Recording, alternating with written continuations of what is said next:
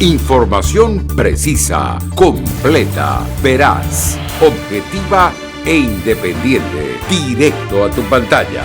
Voz de América en RCR 750. El 7 de marzo los bolivianos están convocados a las urnas para definir a sus autoridades regionales y locales en un nuevo proceso electoral que se desarrollará en medio de la pandemia del COVID-19 y un preocupante repunte de casos de contagio y fallecimientos. Se elegirán a gobernadores, subgobernadores, asambleístas y concejales para una gestión de 5 años. Algunos partidos que ya participaron en las elecciones generales de 2020 presentan candidatos, pero también surgen nuevas fórmulas políticas, como explica en este análisis para La Voz de América la politóloga María Teresa Segada. La característica de las subnacionales es que combinan esta estructura ideológica y partidaria con otros elementos, ¿no? Como son el perfil de los liderazgos locales, la expectativa que la población tiene de lo que puede hacer cada candidato respecto a sus necesidades más urgentes. Para el politólogo Marcelo Aruquipa, el movimiento al socialismo partido del actual gobierno tiene una importante presencia regional, pero también asegura que hay nuevos liderazgos. Hay una mezcla entre lo viejo y lo nuevo, y esa mezcla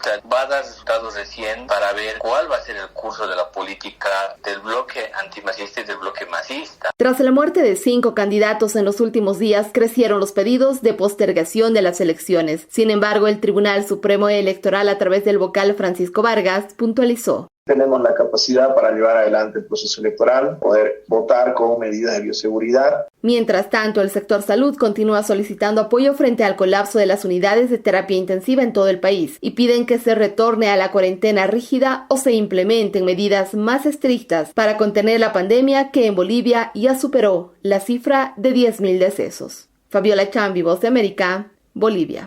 Mientras la oposición nicaragüense avanza en la búsqueda de la unidad y de un candidato único para las elecciones presidenciales de noviembre, las reformas electorales siguen siendo un tema pendiente en la Asamblea Nacional de Nicaragua. En las últimas 2 décadas, el sistema electoral de Nicaragua se ha deteriorado a través de reformas que condujeron al colapso institucional del Consejo Supremo Electoral. Misiones de observación electoral nacionales e internacionales han concluido que las elecciones en Nicaragua no respetan el voto popular, y analistas como el doctor en Derecho y académico Carlos Tunerman advierten que las próximas reformas a este poder del Estado deberán cumplir con las recomendaciones de la Organización de los Estados Americanos. Por supuesto, cambios en el Consejo Supremo Electoral. No podemos ir a un nuevo proceso electoral con los mismos magistrados que son los responsables de los fraudes anteriores. Sin embargo, el diputado sandinista Wilfredo Navarro dejó claro que las reformas al Consejo Supremo Electoral serán únicamente discutidas con los partidos políticos y serán de carácter eminentemente técnico,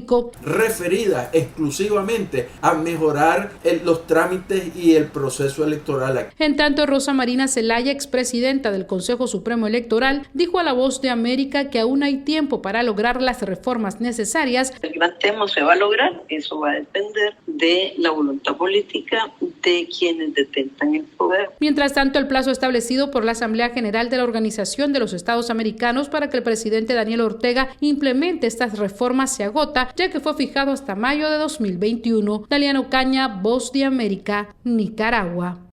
Europa vive su tercera y peor ola del COVID-19 desde que empezó la pandemia. El repunte de contagios y la aparición de nuevas cepas más contagiosas hacen que el continente sea hoy una de las regiones más afectadas por el nuevo coronavirus, y la Unión Europea pide restringir la movilidad entre países junto a otras medidas adicionales. Desde la Comisión Europea califican como zona de emergencia aquellas que en los últimos 14 días hayan registrado más de 500 casos por cada 100.000 habitantes. Los residentes de estas áreas deberán cumplir con una serie de requisitos únicos, como no salir de casa o el cierre temporal de determinados establecimientos como bares o restaurantes. Además, la entidad europea propone medidas más estrictas a los viajeros de zonas de mayor riesgo, quienes únicamente podrían desplazarse de su zona por causa justificada. Estas y otras propuestas fueron presentadas por las autoridades europeas y ahora son los 27 Estados miembros los que deberán ponderar las medidas y decidir su aplicación. En países como España, la situación continúa siendo grave grave, con más de 2,5 millones de contagiados desde que empezó la pandemia, y en enero se han alcanzado récords diarios de nuevos casos como consecuencia de las celebraciones y reuniones de fin de año. El principal epidemiólogo del país y director del Centro de Coordinación de Alertas y Emergencias Sanitarias de España, Fernando Simón, hizo alusión a la congestión que están sufriendo muchos hospitales a causa de las crecientes hospitalizaciones. Nuestro sistema asistencial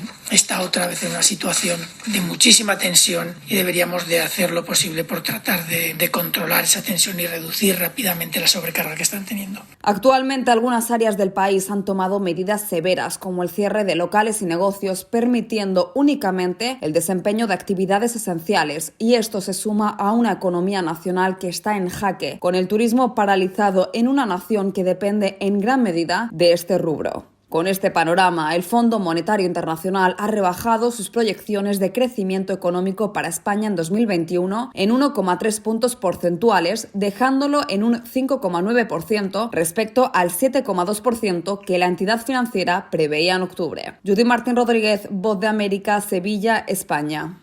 Tras pasar el umbral del primer año y los 100 millones de contagios de COVID-19 desde que se alertó sobre la aparición de un nuevo coronavirus centrado en la ciudad de Wuhan, en China, y tras largos meses de estrictas medidas para combatir la pandemia, se producen las primeras mutaciones y, apareciendo en Gran Bretaña, Sudáfrica y Brasil, han disparado las alarmas de un proceso aún más contagioso. Esta situación obliga a nuevas medidas como bloqueos de vuelos desde estos países con gran parte del mundo, pese a que, como afirmó el epidemiólogo Álvaro Ramírez en entrevista con La Voz de América, las mutaciones y las apariciones de nuevas cepas son un comportamiento natural de los virus. Un virus que está cambiando constantemente y va a seguir cambiando. El doctor Ramírez se encuentra actualmente hospitalizado en España recuperándose del contagio del COVID-19 y amplió su explicación con otro ejemplo. Entonces tú puedes sufrir 4 veces dengue 1, 2, 3, 4, y hay una variedad hemorrágica que hace el dengue hemorrágico. Entonces, pero el caso del COVID está mostrando ser incluso mucho más florido, mucho más cambiante.